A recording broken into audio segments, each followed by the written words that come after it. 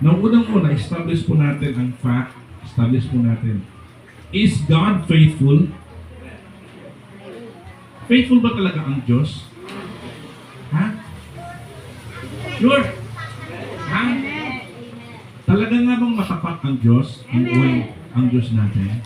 By the way, pagka tayo ay nagsasalita patungkol sa Diyos, ang tinutukoy po natin ay ang buhay na Diyos.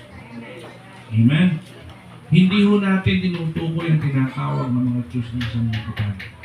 Ang tinutukoy po natin, ang Diyos na ipinakilala sa atin ng banal na kasulatan. Iba kasi ang Diyos ng sanlibutan at ang Diyos na nakikilala ng mga unbelievers sa Diyos na ipinakilala sa atin ng salita ng Diyos. Amen. Ang Diyos nila, walang buhay yan. At tingnan mo naman, dahil walang buhay yan, hindi nagbabago ng buhay. Tama ho ba? Oo. Kahit anong gawin nilang kaloohan, okay lang yun. Bakit? Patay ang Diyos nila eh. Pero yung Diyos natin, buhay. Amen. At yung buhay na Diyos na yan, siya ang nagkaroon ng magandang plano sa bawat isa sa atin. At kung ikay ligtas, dapat nakikita mo na unti-unting ginaganap ng Diyos ang plano niya para sa iyo. Amen. Faithful ang Diyos. Ngayon, meron ba tayong mapabasa sa Bible na sinabi ng Diyos na faithful siya? I am faithful. Meron? Sinong meron ka? Meron ba tayong mapabasa ng verse sa Bible na sinabi ng Diyos, I am faithful.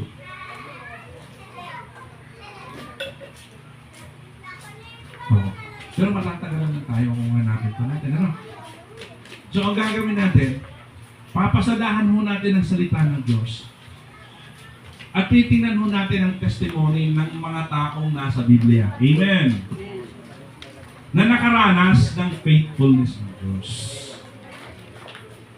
Kasi sila ho yung nagpatutuo na faithful pala ang Diyos. Bakit? Naranasan nila. Okay? Una natin pasadahan si David. Si King David. Psalm 40. Psalm 40, verse number 10. Naranasan kasi ni David ang faithfulness ng Diyos. Psalm 40. Kung babasahin mo ang salita ng Diyos, hindi lahat ng naging buhay ni David ay magandang sitwasyon. Tama ho ba? Hindi ho lahat ng sitwasyon na dumaan sa kanya at pinagdaanan niya ay magandang sitwasyon. Dumaan din po siya sa butas ng karayong ika. Tama ba? Oh, marami siyang ups and downs si David. Hindi ho perfect yung naging buhay ni David. Pero sa kabila ng ups and downs ng buhay niya, naranasan niya, na-experience niya ang katapakan ng Diyos. At dahil doon, naisulat niya sa Psalm 40, verse number 10. Ang sabi niya, I have not hid thy righteousness within my heart. I have declared thy faithfulness and thy salvation. I have not concealed thy loving kindness and thy truth from the great congregation. Siya naranasan niya ang faithfulness ng Diyos. Pwede kong ikwento sa inyo ang buhay ni David. Mula nang siya ay bata hanggang sa kamatayan niya. Ngunit, mas sapat na ang kanyang isinulat sa salita ng Diyos na malaman natin na naranasan ni King David o ni David ang faithfulness ng Diyos sa buhay. Amen. At hindi lang po si King David ang nakaranas ng faithfulness ng Diyos. Si Prophet Isaiah, si Propeta Isaiah, naranasan din niya ang faithfulness ng Diyos. Kaya ang sabi niya sa verse number 7 ng Isaiah chapter 49, Isaiah chapter 49, verse number 7, ang sabi ni David, ni Prophet Isaiah, Thus saith the Lord, the Redeemer of Israel, and His Holy One, to him whom man despiseth, to him whom the nation abhorreth, to a servant of rulers, kings shall see and arise, princes also shall worship, because the Lord, that is what? Faithful. naranasan ni Prophet Isaiah ang faithfulness ng Diyos. Hindi lamang po si Prophet Isaiah ang nakaranas ng faithfulness ng Diyos. Maging si Jeremiah. Siguro kung mayroong mga tao sa Bible na nakaranas ng kapighatian sa buhay, maliban na lamang kay Job, si Jeremiah, tinawag nga siyang the weeping prophet si Jeremiah. At sabi niya sa Lamentations, chapter 3, sa verse number 23, they are new every morning. Yung sabi niya, great is thy faithfulness. Hallelujah. Pastor, Old Testament characters naman yun. Ang takal na ng panahon na yun. Baka noong panahon naranasan nilang faithfulness ng Diyos. Paano sa atin ngayon? Nararanasan pa kaya? Meron. Tingnan natin si Paul. Naranasan din ni Paul ang faithfulness ng Panginoon. Hindi lang yung Old Testament ng mga tao. Pati sa New Testament, pati si Paul, naranasan niya ang faithfulness ng Diyos. 1 Corinthians chapter 1 sa verse number 9. Anong sabi ni Paul? 1 Corinthians chapter 1 sa verse number 9. God is faithful. Yan. Yung pambukat niya. God is faithful, by whom ye were called unto the fellowship of His Son, Jesus Christ, our Lord. Naranasan ni Paul ang katapatan ng Diyos. Sa lahat siguro ng mga naging apostles ni Jesus Christ, si Apostle Paul ang pinaka malawak na karanasan sa buhay sa faithfulness ng Diyos. Being the apostle to the Gentiles, naglakbay siya. Ilang journeys, Pastor? 4 ata. 3. Okay. First missionary journey, second missionary journey, third missionary journey, hanggang sa last kung saan siya na ay namatay. Sa buong buhay ni Apostle Paul, mula nang siya naligtas hanggang siya ay pinugutan ng ulo, naranasan ni Apostle Paul ang faithfulness ng Diyos. Naranasan niyang hindi nagkulang ang Diyos sa kanya. Na-experience niya kung saan ang Diyos mismo ay nakikipag-usap sa kanya. Kaya ang sabi niya, God is faithful. At hindi lamang po si Apostle Paul ang nakaranas ng faithfulness ng Diyos, maging si John. Sa 1 John chapter 1 verse number 9, anong sabi ng salita ng Diyos? 1 John chapter 1 sa verse number 9. Ang sabi ho ni John, 1 John chapter 1 sa verse number 9, ang sabi niya rito, if we confess our sins, He is what? He is faithful. Amen. Alam niyo po ang faithfulness, yung sinasabi nating faithfulness ng Diyos, hindi ho nagiging realize sa buhay natin hanggat hindi natin nakaranasan. Tama po ba? Ha? Ang tanong ko sa inyo, kailan niyo huling naranasan ang faithfulness ng Diyos? Kailan niyo huling naranasan na kayo ay nanalangin at sinagot ng Diyos?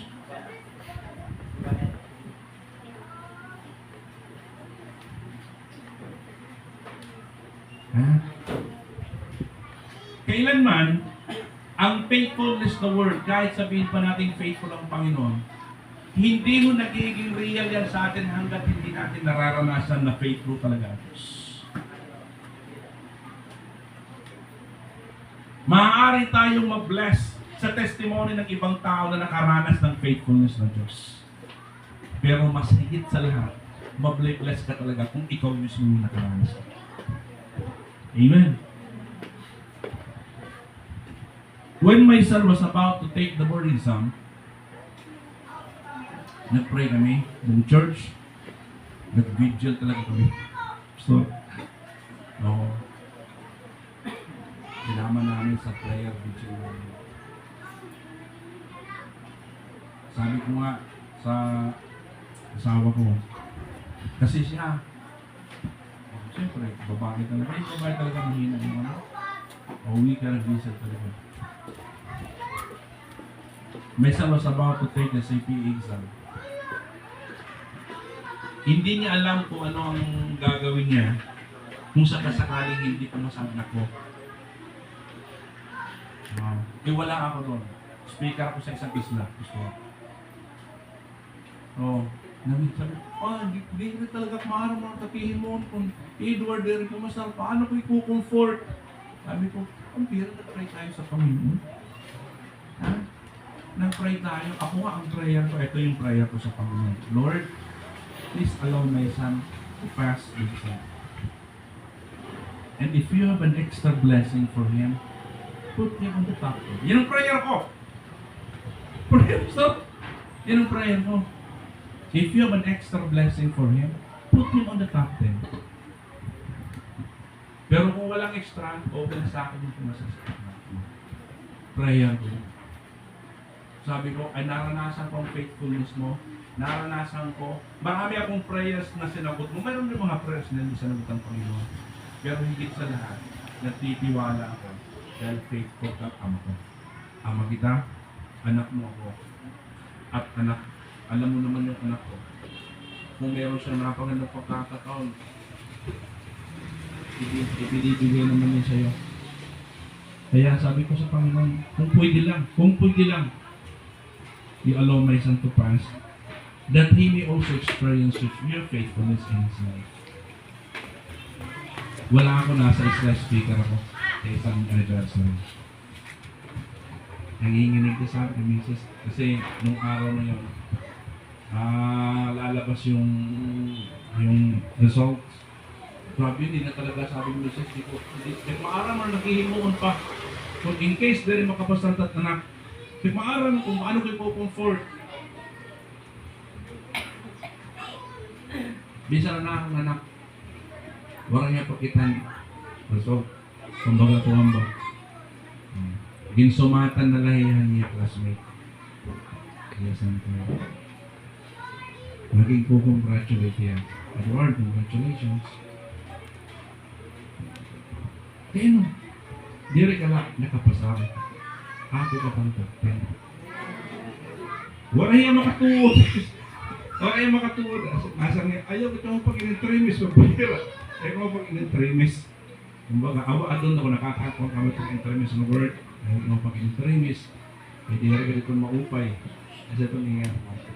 Until na, nakikita doon niya. So, God is faithful. Di mo nga may experience yan at faithfulness ang Ginoo. Baka na ito kuhan, baka baliwaray lang. Mag-bless ka kung ang iba amon mo sa faithful ang Ginoo. May experience yan. Pero mas ma-open nito kung may experience nino na faithful ang Ginoo. Amen? Oo. Ngan, yan ang, I'll give you some reasons why we should be grateful to the Lord. Ano po? Ano ba ang nagkakawa ng ating pong pagpapasalamat sa Diyos? Maraming mga bagay na gusto natin sa buhay nito, pero higit sa lahat mga kapatid, sabi nga ni Pastor Mark kanina, higit tayong magpasalamat sa Diyos sa kaligtasan. Amen. Kayo ho ba ay ligtas na?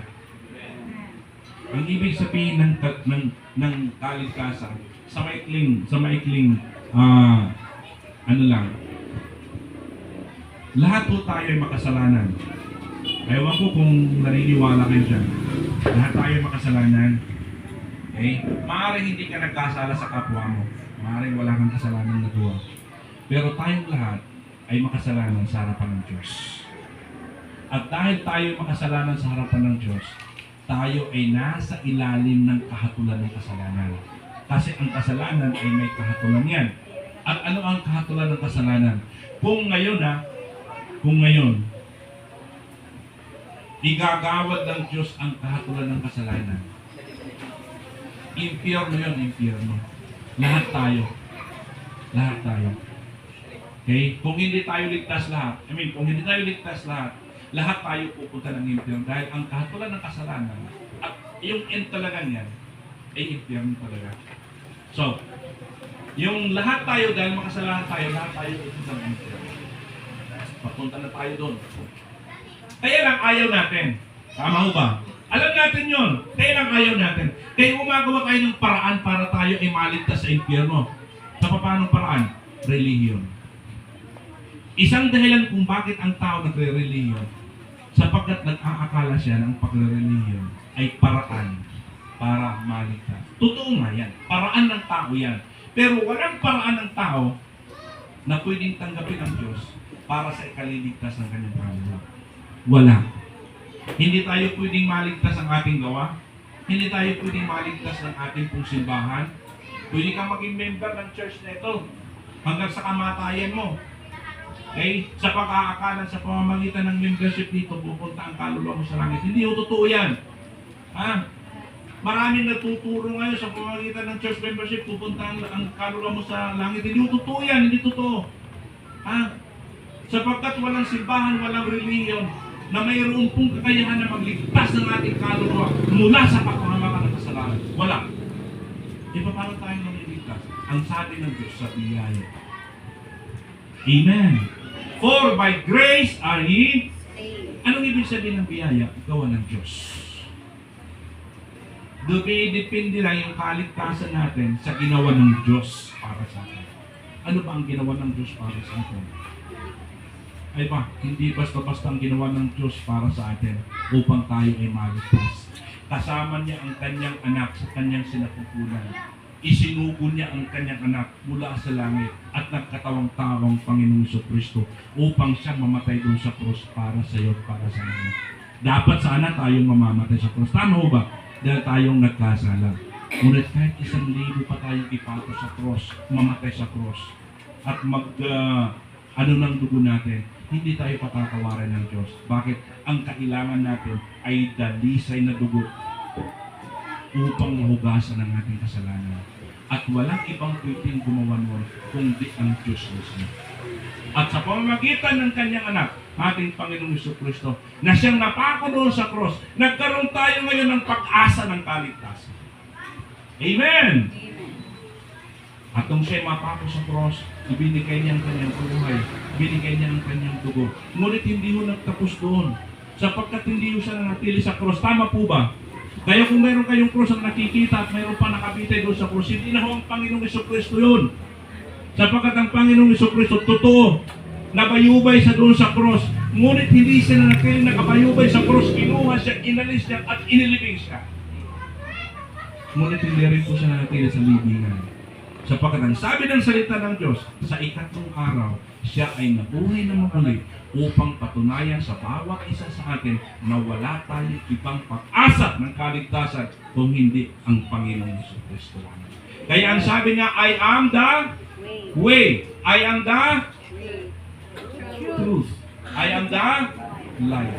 No man cometh unto the Father but by me. Kung nandito pa ngayon at wala ka pang kaligtasan, hindi ko sinasabing magpalit ka ng relihiyon para maligtas ka.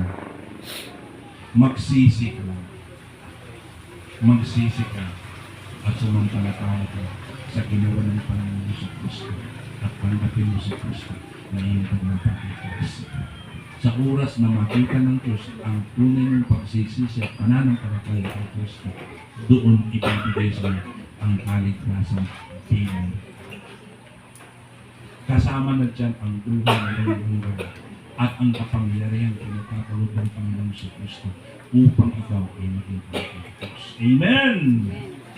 Yun ang pinakadakilang ginawa ng Diyos sa buhay natin. Ang pinakadakilang regalo na ipinagkaloob ng Diyos sa atin na hindi natin kayang bayaran. Tama po ba? Sinong milyonaryo ang pwedeng humarap sa Diyos at magdala ng kanyang milyon at pwedeng sabihin, Panginoon, ito po yung lahat ng pera ko, pambili ng kaligtasan ko. Kaya bang bilhin ng tao ang kaligtasan niya?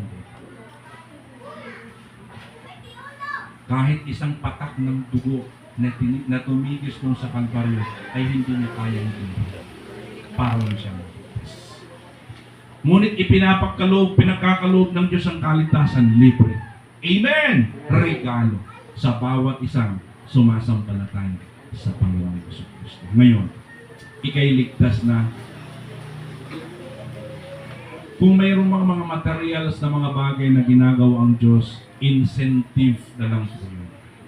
Amen? Ulitin ko sa inyo.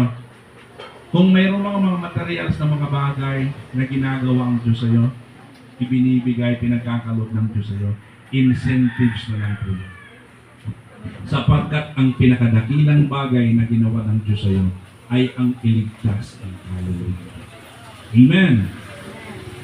Pag naunawaan mong naligtas ka, sapat na yun para araw-araw magpasalamat ka sa Diyos. Amen. Oo. Kung minsan nakakalimutan natin na yun palang pinaka-importante. Higit sa material. Nakakapagpasalamat lang tayo sa Diyos pagka pumapasa tayo sa exam. Lord, salamat pumasa ako. Ha?